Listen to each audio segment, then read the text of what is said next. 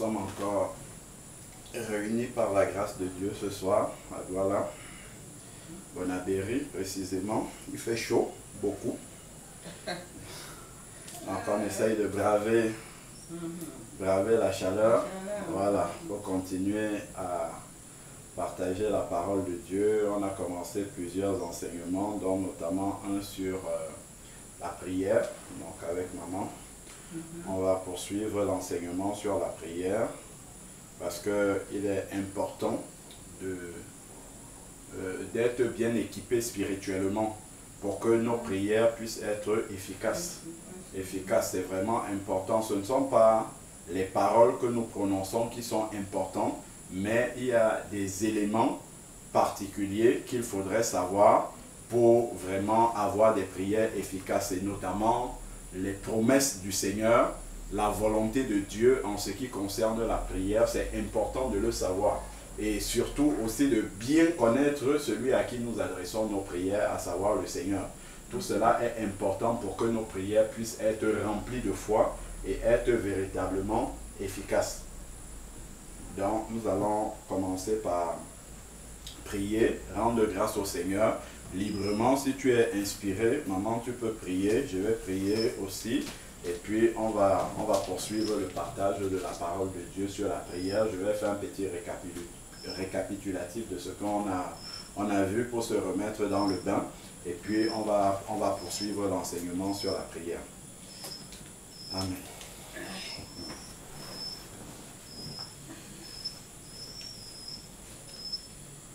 Seigneur Père Dieu Tout-Puissant, nous nous réjouissons encore ce soir de pouvoir nous retrouver devant toi.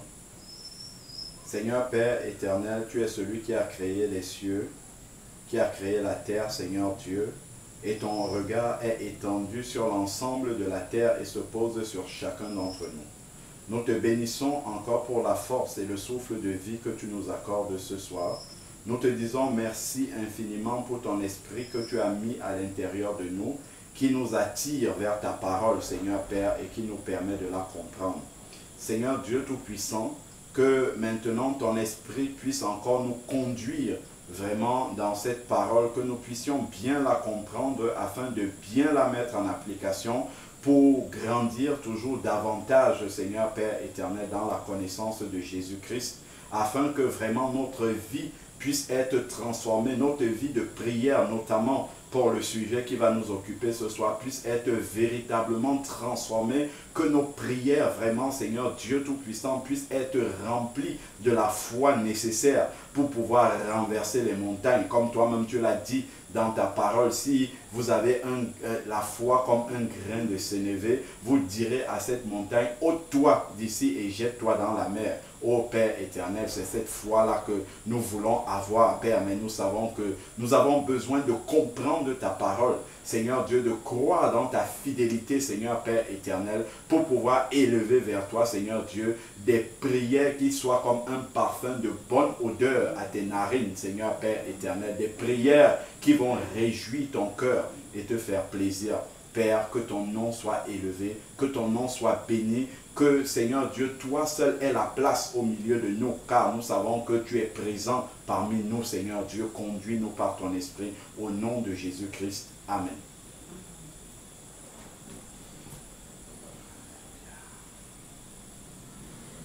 Seigneur notre Dieu, tu es de grâce et de miséricorde. Seigneur, nous venons te prier encore ce soir pour tous les biens que tu fais pour nous. Amen. Seigneur, nous ne sommes même pas dignes de toi, mais tu t'occupes toujours de nous. Amen. Nous te prions, Seigneur, pour tous les malades, Amen. pas seulement pour nous.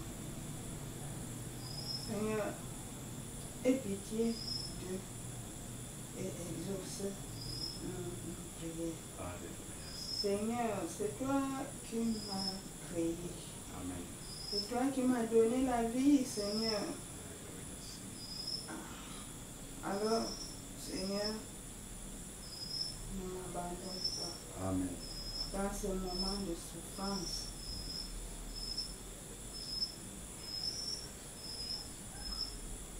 Dieu, mon roi,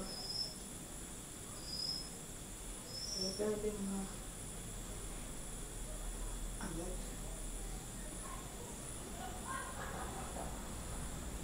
mon Dieu, mon roi,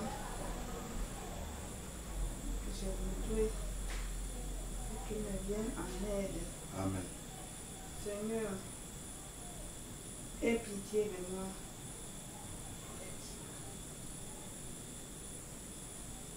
Je sais que tu as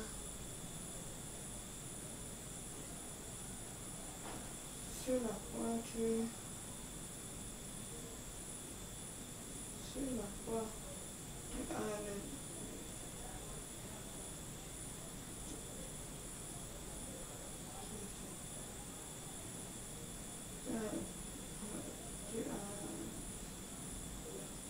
Portez nos maladies, nos infirmités. Nos infirmités. Tu as porté nos maladies et nos infirmités.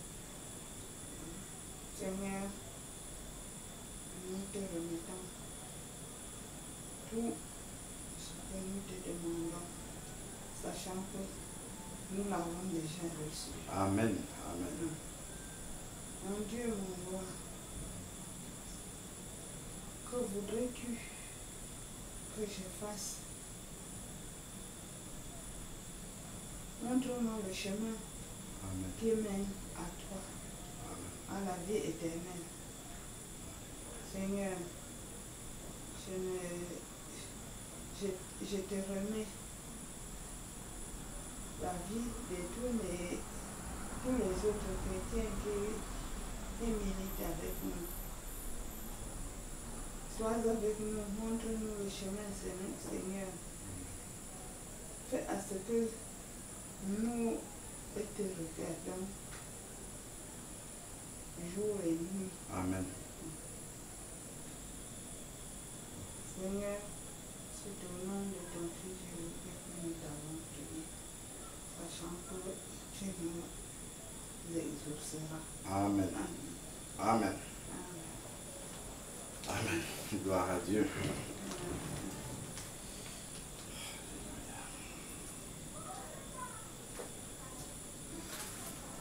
Alors, donc, si tu reprends tes notes un peu relatives à la prière, on avait déjà balayé un certain nombre de versets. Donc, notamment, on a ton stylo. Notamment Marc chapitre 11 verset 24 qui nous donnait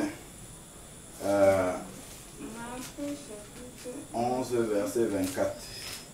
Donc là on va faire un petit survol rapide de ce que nous avons déjà vu pour rafraîchir la mémoire au sujet de la prière.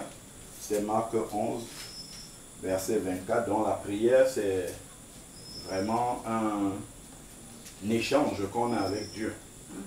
Donc souvent on dit c'est parler à Dieu, mais c'est un échange parce que Dieu peut nous répondre aussi.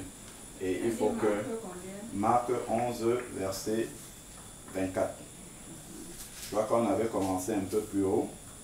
À partir du verset 21, on avait dit Pierre, se rappelant ce qui s'était passé, dit à Jésus, Rabbi, regarde le figuier que tu as maudit a séché. Jésus prit la parole et leur dit, ayez la foi en Dieu. Donc on avait expliqué que dans le texte original, c'est ayez la foi de Dieu. Et on était revenu sur la création. On sait que lors de la création, Dieu prononçait les paroles et les choses s'accomplissaient. Parce que la parole de Dieu est créatrice. Et le Seigneur a dit aussi dans Jean 14 au verset 12 que celui qui croit en lui fera les mêmes choses que lui et en fera même de plus grandes parce que Jésus est retourné au Père. Donc lorsque nous prononçons ces paroles, nous savons que le Seigneur les écoute et il les exauce. Donc, et puis ensuite on a dit ici, verset 23, Marc 11 verset 23, en vérité, je vous le dis, si quelqu'un dit à cette montagne, ôte-toi de là. Donc il y a une parole d'abord à prononcer, c'est ce qu'on avait dit, qui est une parole qui doit être inspiré de Dieu, inspiré du Saint-Esprit. Ôte-toi. Donc il y a d'abord une parole qui doit être donnée. Et ensuite, jette-toi dans la mer. Donc ôte-toi et jette-toi dans la mer. Ça, c'est la parole d'abord qui doit être prononcée.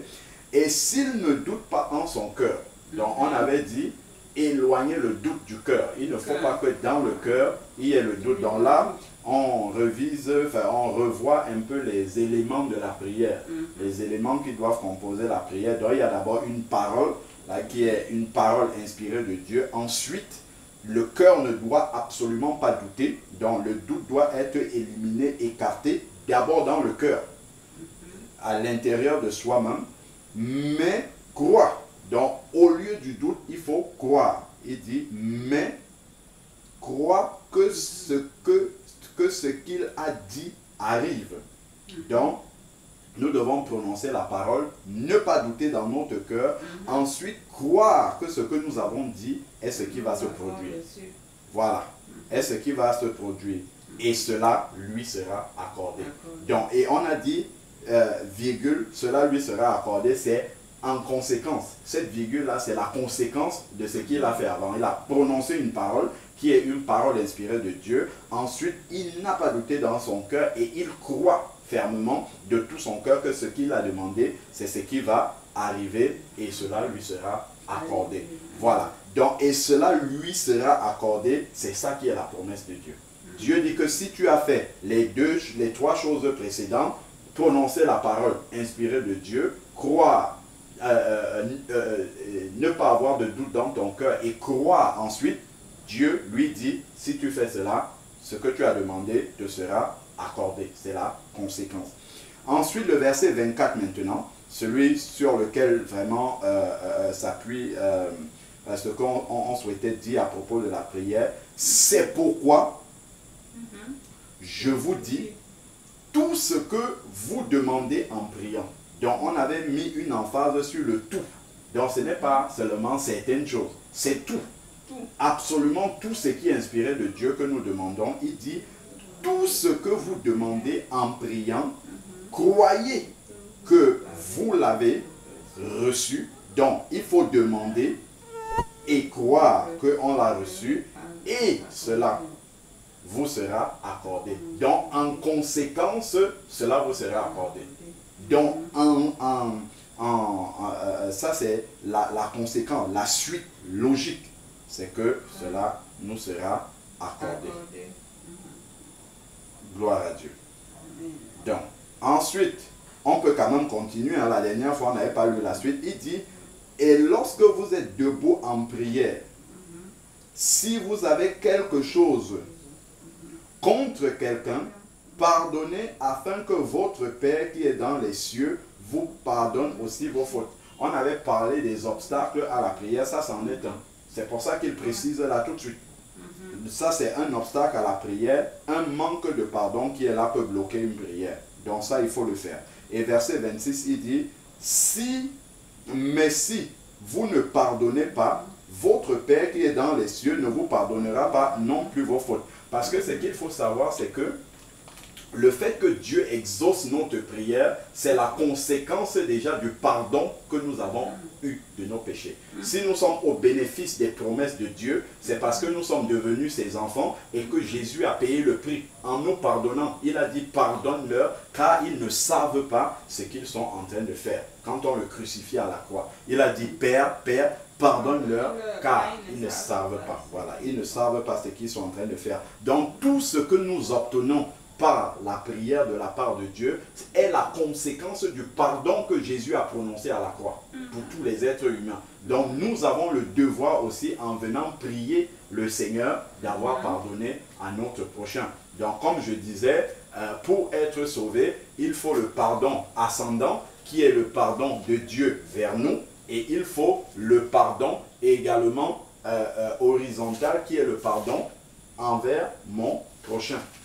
Donc, ce sont ces deux aspects du pardon-là doivent être présents dans notre vie afin que nous puissions être au bénéfice des promesses que Dieu donne à ses enfants. Donc, par exemple, une prière pour la maladie, Seigneur, c'est dans tes meurtrissures que tu as porté nos maladies. Ça, c'est une conséquence du pardon de Jésus à la croix. C'est parce qu'il nous a pardonné que nous pouvons être au bénéfice de la guérison qu'il a portée dans son corps, dans la maladie qu'il a portée dans son corps et dont nous pouvons être au bénéfice de la guérison. Donc, c'est pourquoi, lorsque nous allons demander quelque chose au Seigneur, il faut savoir également les promesses, les conditions, la manière dont est-ce qu'on doit le faire. Là, on a vu déjà 3 étapes. Demander, prononcer une parole de Dieu, ne pas douter dans son cœur, croire que ce que nous venons de demander est la chose que le Seigneur va nous accorder et non autre chose. Tu te souviens, on avait vu dans Luc 11, verset 11, que si méchants comme nous sommes, lorsque notre enfant nous demande du pain, on ne lui donne pas une pierre, à plus forte raison, notre Père Céleste nous accordera-t-il. Dans ce passage-là, c'est le Saint-Esprit à ceux qui le lui demandent. Ici, ce verset nous dit, tout ce que nous demandons, il nous l'accorde également. Donc là, on a un autre aspect, un passage qui nous montre également quelque chose qui peut être un blocage pour la prière, le manque de pardon. Donc, il faut s'aviser qu'on a bien pardonné aux autres avant de pouvoir élever une prière vers le Seigneur, parce que l'exaucement en dépend totalement. On a vu également Jean 14 au verset 13. Jean chapitre 14, verset 13.